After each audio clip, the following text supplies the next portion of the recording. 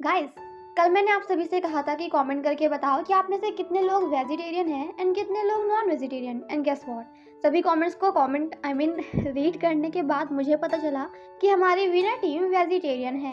तो अब चलो जल्दी से बताओ कि आपका फेवरेट पॉप ग्रुप कौन सा है, के पॉप, बीटीएस और ब्लैक पिंक। तो जल्दी से कमेंट करके बताओ and let's start the explanation. Part 4 की शुरुआत में हम ओरावान को देखते हैं जो कि छिपकर मिस्टर क्रिथा के सेक्रेटरी और उनके आदमियों की बातें सुन रही थी, जहां हमें पता चलता है कि मिस्टर क्रिथा कंपनी में काफी सारे घोटाले करते हैं। वहीं राविन काफी अच्छे से तैयार होकर हॉल में जाता है क्योंकि न्यू फर्नीचर लॉन्च के लिए उसका फोटोशूट होने वाला था।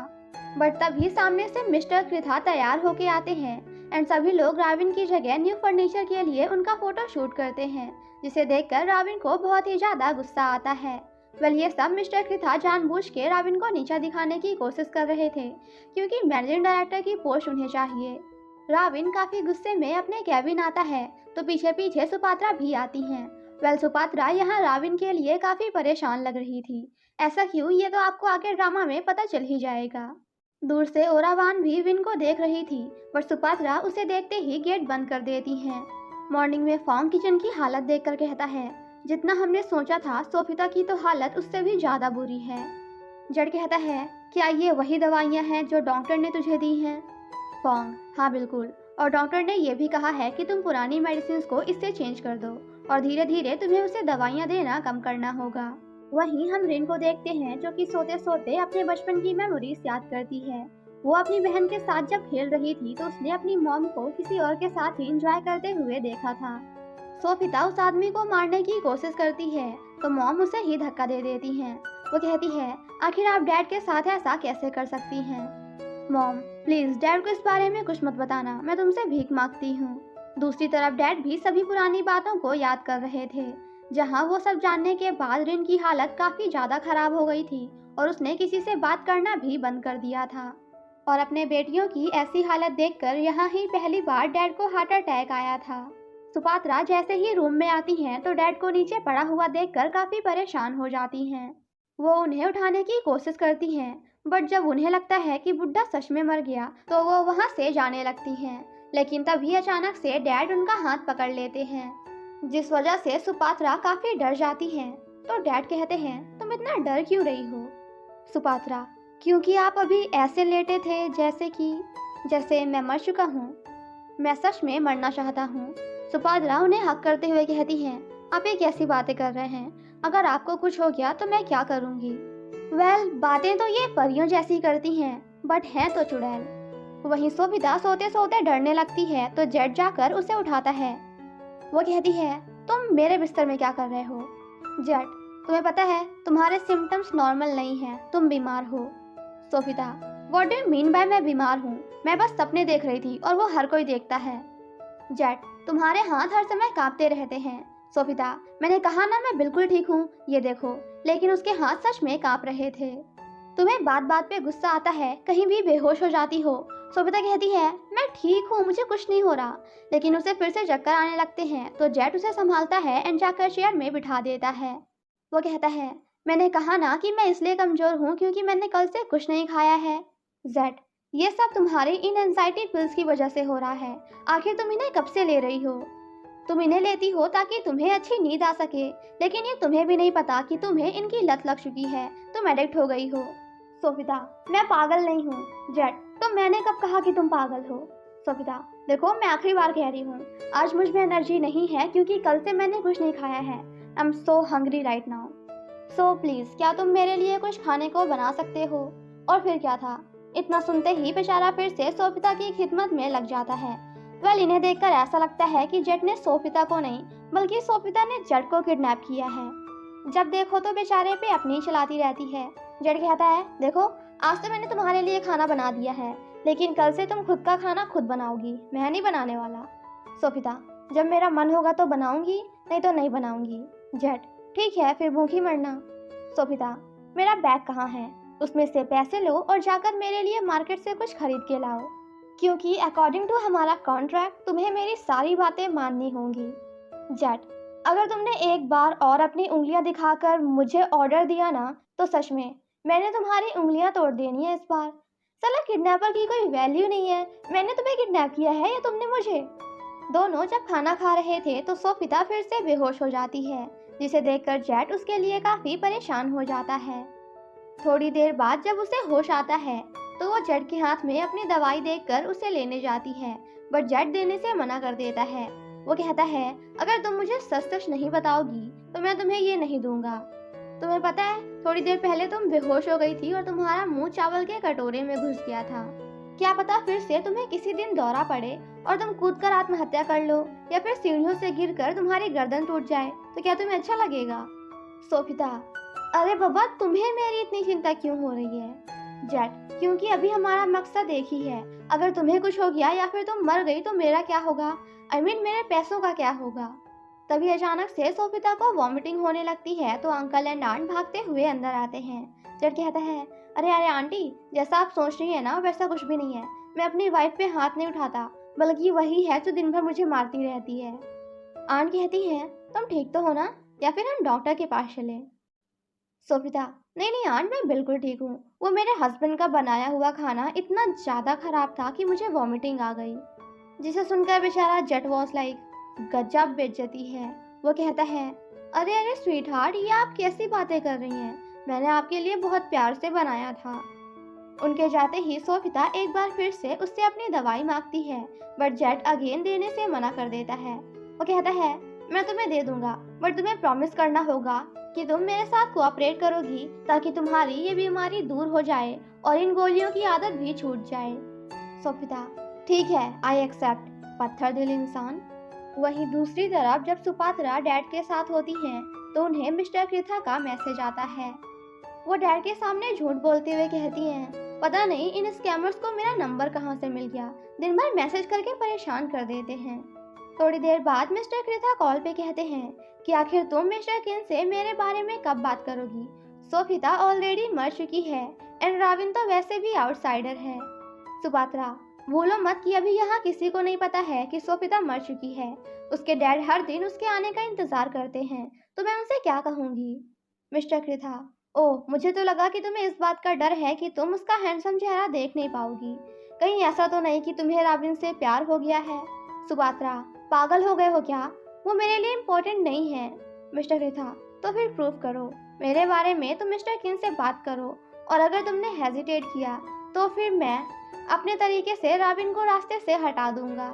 मॉर्निंग में जेट सोफिता से रनिंग कराता है। वो कहती है, बस बहुत हो गया, अब मैं नहीं कर सकती। जेट कहता है, व्हाट डू यू मीन मैं नहीं कर सकती?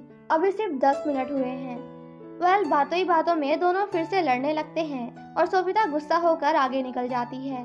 तभी अचानक से एक कुत्ता भौंकने लगता है तो वो काफी डर जाती है। पीछे से जेट आता है तो वो कहती है, प्लीज इस डॉग को यहाँ से दूर करो, क्योंकि मुझे डॉग से बहुत ज्यादा डर लगता है। जेट उसे डराते हुए कहता है, यार ये डॉगी तो बहुत ज्यादा बड़ा है और दिखने में भी बहुत डेंजरस लग रहा है। अगर इसने तुझे काटा ना तो सारा खून तेरी बॉडी का बाहर आ जाएगा।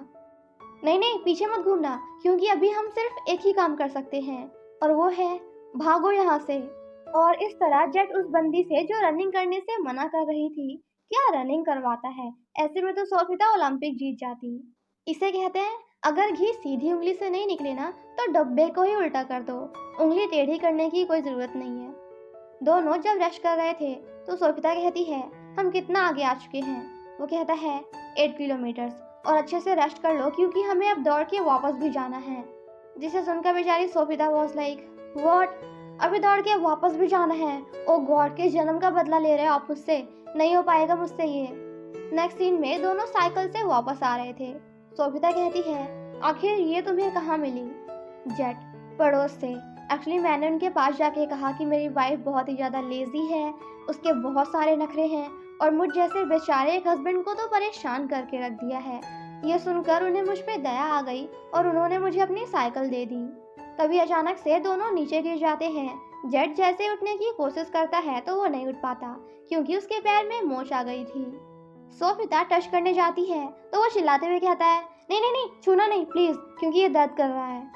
बस खड़े होने में मेरी हेल्प कर दो। सोफिता, उसके बाद क्या करोगी? जेट, तुम्हें घर लेके जाऊंगा, और क्या, क्योंकि तुम्हें तो साइकिल चलानी नहीं आती, राइट? सोफिता, पागल हो गए हो क्या? तुम्हें चोट लगी हुई है और तुम मुझे घर लेके जाओगे। अब बैठे बैठे देख क्या रहे हो? आओ, मैं तुम्हें घर लेके चलती हूँ। जेट, नहीं नहीं तुम जाओ, मैं ठीक हूँ, मैं खुद से आ जाऊँगा। सोफिता, इससे पहले कि मैं अपना माइंड चेंज कर लूँ और सच में यहाँ से चली जाऊँ, चुपचाप आके बैठ जाओ।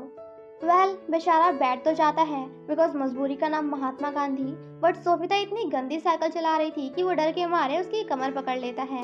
सोफिता कहती है, मैंने कहा मेरी कमर से हाथ हटाओ वरना मुंह तोड़ दूंगी तुम्हारा। Jet, what? ये तुम्हारी कमर है इतनी छोटी सी? नेक्स्ट टाइम से प्लीज ज्यादा खाना, वरना लोगों को लगेगा कि मैं अपनी वाइफ को खाना नहीं देता। वो कहती है, और नेक्स्ट टाइम से तुम थोड़ा कम खाना, क्योंकि ऐसा लग रहा है कि जैसे पीछे कोई इंसान नहीं बल्कि एलिफेंट बैठा हुआ है।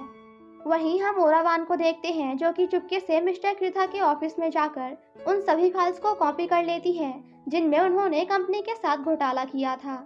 दूसरी तरफ मिस्टर कृथा का आदमी राविन को मारने की कोशिश करता है, पर काफी सारे लोगों के आने की वजह से वो ऐसा नहीं कर पाता। राविन जब अपने कैबिन आता है तो उसे डेस्क में एक लेटर मिलता है जिसके अंदर एक पेन ड्राइव होती है, एंड उसे ऑफ कोर्स किसी और ने नहीं बल्कि ओरावान ने रखा है। दूसरी तरफ काफी देर के स्ट्रगल के बाद फाइनली दोनों घर पहुंचते हैं। घर पहुंचते ही जेट बड़े आराम से साइकिल से उतरकर ब्रेक स्टैंड लगाता है। तो वो कहती है, एक मिनट, तुम्हारे पैर में तो चोट लगी थी ना? इसका मतलब तुमने मुझसे झूठ बोला, साइकिल चला चला के मेरे पैर दर्द करने लग गए। जेट, क्या सच में? लाओ दिखाओ तो। मैंने कहा दूर रहो मुझसे, तुमने मुझे ट्रिक किया है और बड़े आराम से पीछे बैठे हुए थे। जेट, हाँ माना कि मैंने तुमसे झूठ बोला, तुम्हें ट्रिक किया, बट मेरे इंटेंशन सही थे। मैं तो बस इतना चाहता था कि तुम एक्सरसाइज करो। और अगर मैं तुमसे प्यार से बोलता कि मिस सोफिता प्लीज आप थोड़ी सी रनिंग कर लीजिए, साइकिल चला लीजिए, तो क्या आप करती? सोफिता, इसका मतलब तुमने जो मुझे कुत्ते का बहाना देकर दौड़ाया वो भी झूठ था? ये सब तुम्हारा प्लान था ना? जेट, नहीं ये सब प्लान में तो नहीं था, बट कुत्ता राइट टाइम पे भौंकने लगा तो मैंने सोचा क्यों ना इसका फायदा उठाया जाए, और सच में ये काम भी कर गया। बातों ही बातों में दोनों फिर से लड़ने लगते हैं। जेट उसकी हेल्प करने जाता है तो सोफिता कहती है, मैंने कहा मुझसे दूर रहो, डोंट टच मी। जेट, ठीक है जाओ जाओ, लेकिन अगर सीढ़ियों में चलते हुए गिरकर तुम्हारा पैर टूट गया ना तो तुम लगड़ी हो जाओगी। और क्या तुम घर ऐसे जाना चाहती हो ताकि मिस्टर कृथा एंड बाकी लोग तुम पे हंसे? इसीलिए कह रहा हूँ, लेट मी हेल्प यू। अंदर आकर वो उसकी काफी केयर करता है। जेट उसके पैंट्स को ऊपर करने लगता है तो वो अपना पैर हटा लेती है। वो कहता है, क्यों, क्या हुआ? क्या तुम्हें डर लग रहा है कि तुम मेरे साथ मूड में आ जाओगी? सोफिता, ज्यादा होशियार बनने की कोशिश मत करो, क्योंकि मुझे तुमसे सिर्फ घिन आती है। जेट, ओह मैं तो भूल ही गया था, मैं एक क्रिमिनल हूँ ना, और मेरे हाथ खून से सने हुए हैं। सोफिता, अभी तक तुम कितने लोगों को मार चुके हो? क्या कभी तुमने सोचा है कि उनकी फैमिली पे क्या बीतती होगी? बिल्कुल मेरी तरह, क्योंकि तुमने मुझे यहाँ फोर्सफुली रखा हुआ है। जेट, मैं एक हिटमैन हूँ और लोगों को मारना मेरा काम है। मुझे सिर्फ पैसों से मतलब है, लोगों की जिंदगी से नहीं। बहुत कर चुका मैं तुम्हारी सेवा, महारानी नहीं हो गई कि खुद लगाओ। सोफिता उसे पीछे से क्रीम फेंक के मारती है तो जेट को काफी गुस्सा आ जाता है। वो कहती है, ओह सॉरी, मुझे दिखाई नहीं दिया, वो क्रीम खुद अपने आप उड़ के वहां चली गई। जिसे सुनकर हम व्यूअर्स वाज लाइक, हाँ क्रीम के पास पंख है ना। जेट काफी गुस्से में उसे अंदर लेके जाता है और कहता है, क्या तुम्हें पता है जेल में हमारे साथ क्या होता था जब हम अपने सीनियर्स की बातों की डिसरिस्पेक्ट करते थे? वो कोई भी नुकीली चीज हमारे हाथ में घुसा दिया करते थे, एंड ट्रस्ट मी बहुत ज्यादा दर्द होता था। सोफिता काफी डर जाती है और कहती है, प्लीज मेरा हाथ छोड़ो। वो नहीं छोड़ता तो वो कहती है, एक बार और सोच लो, मैं तुम्हें 20 मिलियन दूंगी, लेकिन अगर तुमने मुझे हर्ट किया तो 1 रुपया भी नहीं दूंगी। जेट, मेरी भी कोई वैल्यू है, मेरे लिए मेरी इज्जत पैसे से ज्यादा बड़ी है। अगर मेरे दोस्तों को पता चलेगा कि एक लड़की ने मुझे अंडे फेंक के मारे, क्रीम फेंक के मारी, तो वो सभी मुझ पे हंसेंगे और सोचेंगे कि कैसा बंदा हूँ मैं, एक लड़की मुझे मार के चली गई। सो अब तुम्हें सजा तो मिल के ही रहेगी। वो कहती है, please I am really sorry, आज के बाद मैं ऐसा कभी नहीं करूंगी, आई प्रॉमिस, बस प्लीज मुझे हर्ट मत करना। जेट, अब तुम्हारे सॉरी से मुझे कोई फर्क नहीं पड़ने वाला, क्योंकि तुम्ही ने कहा था ना कि आंख के बदले आंख और दांत के बदले दांत। सोफिता काफी डर जाती है, मगर जेट क्या करता है ये तो आप खुद ही देख लो।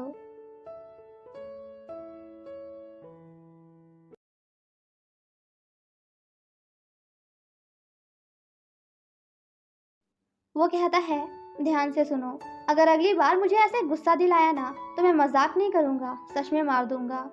और हाँ, तुम्हारे नेल्स काफ़ी बड़े हो गए हैं, इन्हें काट लो। यहाँ तो सोभिता की हालत देखने लायक थी, क्योंकि वो तो सच में बहुत ही ज़्यादा डर गई थी। तो इसी के साथ हमारा ये पार्ट यहीं पे ख़त्म हो जाता है। नेक्स्ट पार्ट के लिए स्टे ट्यून। बट तब तक के लिए thank you so much guys for watching my explanation. Stay safe and healthy. Bye bye.